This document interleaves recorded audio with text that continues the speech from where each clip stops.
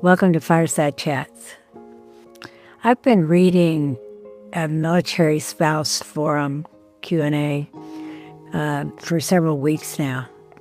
And I just want you to know that, yes, being a military spouse can feel very lonely. It can be very challenging. And it has some unique challenges that many others don't deal with. I have lived what you're living. And I see you, I feel you, and I hear you. One of the things that is of a major concern has to do with relationships and getting to a new posting and feeling completely disconnected. You don't really know anyone, family and friends are far, far away. And so trying to build new relationships and or find a job, career, is a great challenge for military spouses. And one of the things, relationships are key.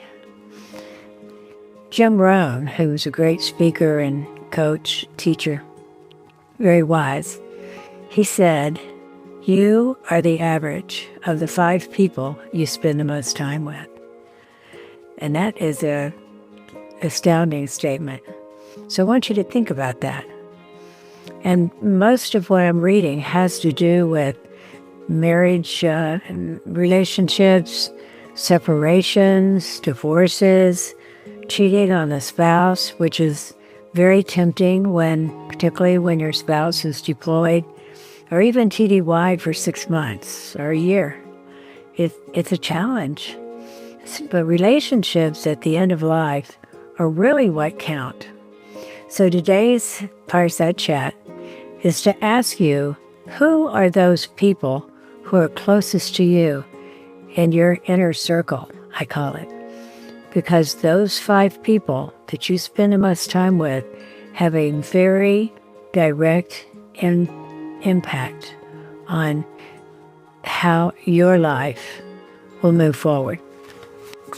In my book, Loving Your Life, 7 Steps for Military Wives, I made chapter 2 all about relationships.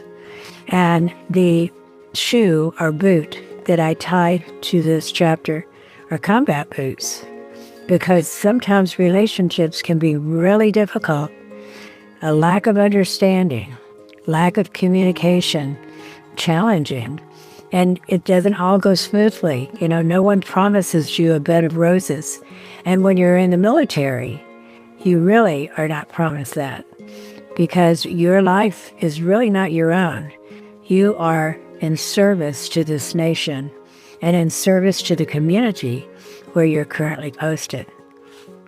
So I talk about, the difficulties that you can encounter in chapter 2. But I also, on page 31, have what healthy love looks like and what unhealthy love looks like. And it lists different things that are part of a healthy and unhealthy relationship. And what I have found in reading the spouse forum is that many are viewing the relationship, what they're describing, is very unhealthy. So I just want to remind you to be aware of how important those people closest to you are. Don't allow just anyone into your inner sanctuary of relationships, and put great value on relationships, on your spouse, on your children, on your military community and the community where you're serving for however long you're posted there. It's difficult. I see you. I hear you. I recommend read about relationships. I use charts, graphs, and real-life stories to share with you. Take care, and I'll see you next week.